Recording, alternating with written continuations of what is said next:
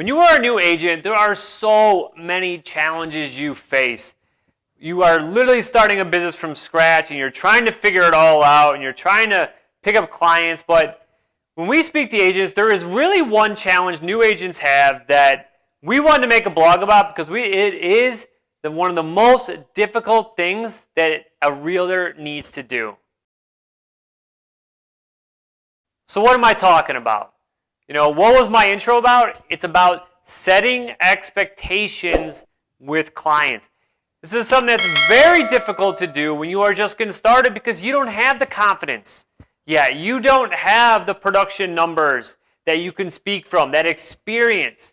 So often agents are very timid and they're not sure how to say things to your clients, and they end up really just not setting the right expectations up front, and the clients end up controlling that agent because that's how the agent thinks they need to operate.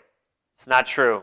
So that's why for this blog, I'm going to share with you just how you could set expectations with your clients so that you could generate more business and grow your business and also keep your sanity. And it all starts at the initial meeting. It doesn't matter if it's a buyer or seller. You need to use that meeting as an opportunity to be brutally honest with them. Really let them know what the process is like and what the market is doing. Don't BS it. Really be honest with them. Is it a seller's market? Yes. Okay, well then let those buyers know that they can't take their sweet ass time making a decision. They got to move quickly or they're going to lose out on their properties. If it's a buyer's market, tell those sellers, well, if you overprice it, it's likely going to sit on the market. We're going to have to keep reducing the price, and we're likely going to take less than we would if we just would have listed at the appropriate price that the market was telling us. Set the expectations up front. You do that, and now you have a starting point that you could also refer back to. Okay? Because that's the next piece. You have to refer often and remind them about the things that you are setting expectations on. They're not going to remember that first meeting. More often than not, it's going to be a complete blur. A lot of the process is for these clients, especially first-time home buyers. So you need to remind them often. Refer back to that meeting. If you send an email follow-up, have the expectations in there about what's going on, and refer back to that email. Text messages, if you text them, remind them often in text messages. When you are calling, you're talking about offers. Remind them often. You have to keep planting that seed in these people's minds that this is what they need to expect, and so that they don't go off the rails and start blaming you when things don't go according to plan. Because that's going to happen, and you are going to be the default person they are going to blame. Another great way to set expectations with clients is tell them, if they reach out to you, that you're going to get back to them as soon as possible. Don't just respond. That's a huge mistake agents make, because they just respond anytime a client reaches out. Now that client is expecting you to respond immediately every single time they reach out. And if you don't, and you don't set these expectations up front with them, they're going to wonder what the hell's going on. And honestly, I've seen it where people go, oh, he's not responding, I'm going to go find a new realtor. Even if it was only an hour or two.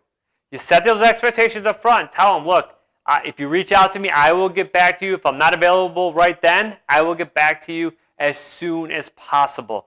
Let them know this up front. It will help save you a lot of agony down the line of clients really trying to call you out for not responding. Another challenge that agents face often is controlling their clients. There's got to be some kind of level of control here if you are going to operate efficiently and build a business. Because if you have a bunch of clients and you don't have control, you're going to go insane, and not all of them are going to get the same experience from you. So make a decision that you are not going to respond to them until you are done with your morning routine. Right? Don't just get up and start responding to clients. Go through the things you need to do to keep moving your business in the right direction, and then respond to them. This is what I do every single morning. I have a list of things I have to get done before I ever respond to a client.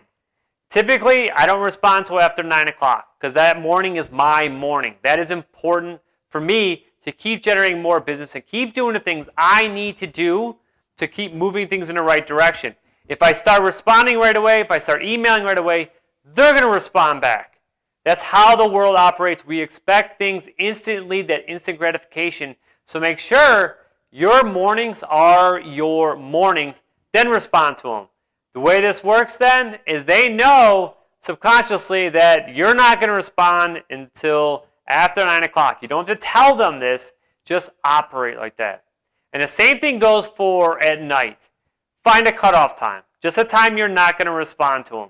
You know, I usually stop responding at about 10 o'clock. That's just my time because there's things I need to do past 10 o'clock to set myself up for success for the next morning and the future, right? I want to read. I want to get my nighttime routine done. I need to stop responding at 10 o'clock. If not, I'm going to get sucked into that just trap of constantly responding to people. So, important, set those expectations with your clients. Make it a priority. The more expectations you could set up front and then continue that message throughout the process, the more business you're going to generate, the more business you're going to do, and your clients will completely understand.